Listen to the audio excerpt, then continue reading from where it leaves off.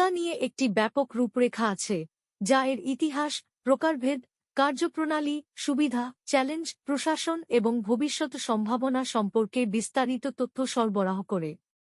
টিকার একটি দীর্ঘ ইতিহাস রয়েছে যা শতাব্দী ধরে চলে আসছে।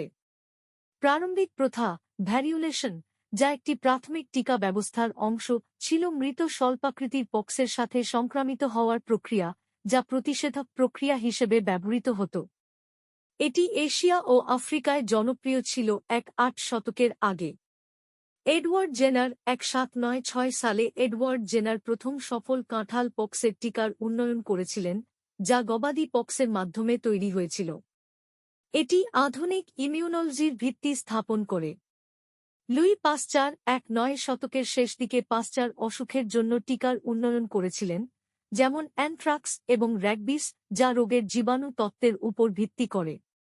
২০ শতকের উন্নয়ন পোলিও, মিজলসের মতো অসংখ্য অসুখের জন্য ইনঅ্যাক্টিভেটেড এবং লাইভ অ্যাটেনুয়েটেড টিকার উন্নয়নকে বিলম্বিত করেছে।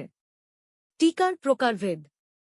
টিকাগুলি বিভিন্ন শ্রেণীতে ভাগ করা হয়, প্রতিটির নিজস্ব বৈশিষ্ট্য এবং প্রয়োগ রয়েছে। ১. লাইভ অ্যাটেনুয়েটেড টিকা। বর্ণনা: এটি জীবাণুর দুর্বল রূপ ধারণ করে যেগুলি প্রতিস্থাপন করার ক্ষমতা রাখে কিন্তু স্বাভাবিক অবস্থায় রোগ সৃষ্টি করতে পারে না।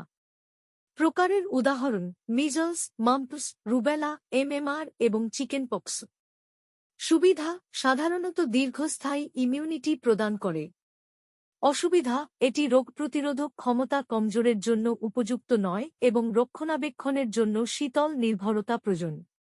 ২. ইনঅ্যাক্টিভেটেড কিল টিকা। বর্ণনা: জীবাণুকে হত্যা করে অথবা নিষ্ক্রিয় করে তৈরি অপরাজেয় টিকা। প্রকারের উদাহরণ: ইনঅ্যাক্টিভেটেড পোলিও টিকা, হেপাটাইটিস এ এবং রেবিস। সুবিধা: সাধারণভাবে স্থিতিশীল এবং দুর্বল রোগীদের জন্য নিরাপদ। অসুবিধা: সাধারণত তুলনামূলকভাবে দুর্বল ইমিউন প্রতিক্রিয়া সৃষ্টি করে এবং একাধিক ডোজ প্রয়োজন হতে পারে। ৩. সাবইউনিট, রিকম্বিন্যান্ট এবং কনজুগেট টিকা।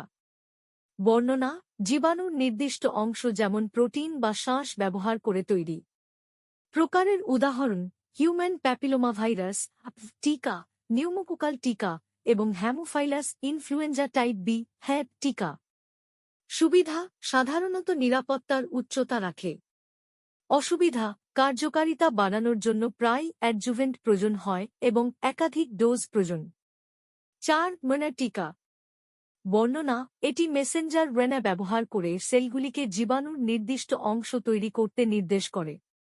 প্রকারের উদাহরণ: কোভিড-১৯ টিকা, ফাইজার বায়োএনটেক এবং মডেরনা। সুবিধা: দ্রুত উন্নয়ন এবং উৎপাদন, শক্তিশালী ইমিউন প্রতিক্রিয়া।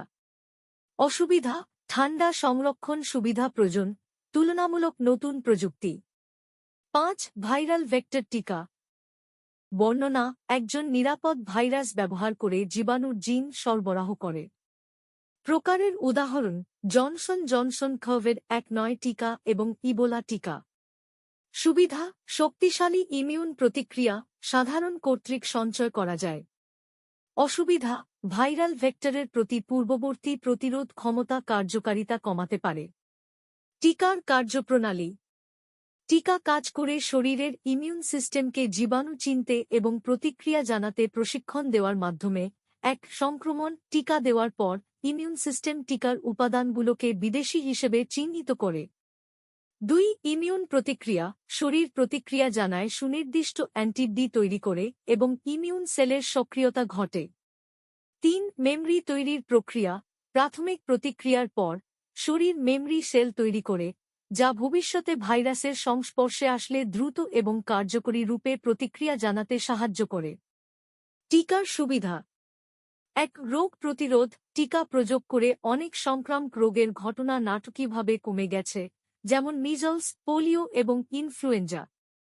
২. হার্ড ইমিউনিটি যখন জনসংখ্যার একটি বড় অংশ টিকাকৃত হয়, তখন রোগের বিস্তার হ্রাস পায়। ৩. অর্থনৈতিক সুবিধা টিকা রোগ প্রতিরোধে চিকিৎসার ব্যয় কমানোর মাধ্যমে অর্থনৈতিক লাভ করে। ৪. রোগের নির্মূল কাঁঠাল পক্সের মতো রোগের নির্মূল প্রমাণ করে টিকার কাজের সফলতা। চ্যালেঞ্জ এবং বিবেচনা। ১. টিকা সম্পর্কিত দ্বিধা মিসইনফরমেশন এবং সন্দেহ টিকা গ্রহণের অনিচ্ছার সৃষ্টি করতে পারে, যা জনস্বাস্থ্যের উপর নেটিভ প্রভাব ফেলে। 2. পার্শ্ব প্রতিক্রিয়া।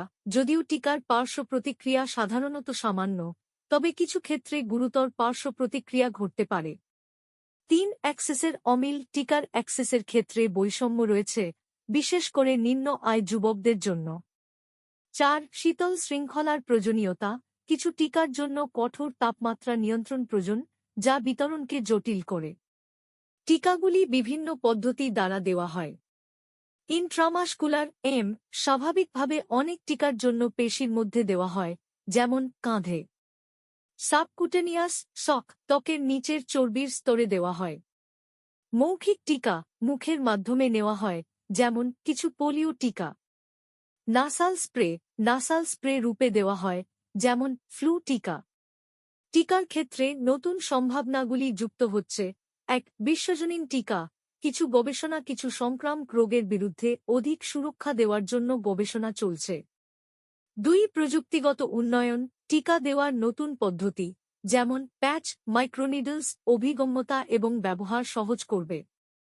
3. ক্যান্সার টিকা। ক্যান্সার চিকিৎসার জন্য নতুন প্রভাবশালী টিকার গবেষণা হচ্ছে। 4. বিশ্বব্যাপী সহযোগিতা। কোভ্যাক্সের মতো উদ্যোগগুলি টিকাগুলির বৈশ্বিক বিতরণে সহায়তা করে, বিশেষ করে নিম্নায় দেশের জন্য। টিকা একটি শক্তিশালী স্বাস্থ্যহিতকারী সরঞ্জাম যা সংক্রামক রোগগুলি প্রতিরোধে কার্যকর। এর সুবিধাগুলি কেবলমাত্র ব্যক্তিগত সুরক্ষা নয়, বরং সামগ্রিক জনস্বাস্থ্য এবং অর্থনৈতিক সুবিধাও প্রদান করে। যদিও চ্যালেঞ্জগুলি বিদ্যমান, গবেষণা এবং উন্নয়ন টিকার কার্যকারিতা, অ্যাক্সেস এবং জনতার আস্থা বৃদ্ধি করতে লক্ষ্য রাখছে, যা সব মিলে বৈশ্বিক স্বাস্থ্য সুরক্ষায় অবদান রাখছে।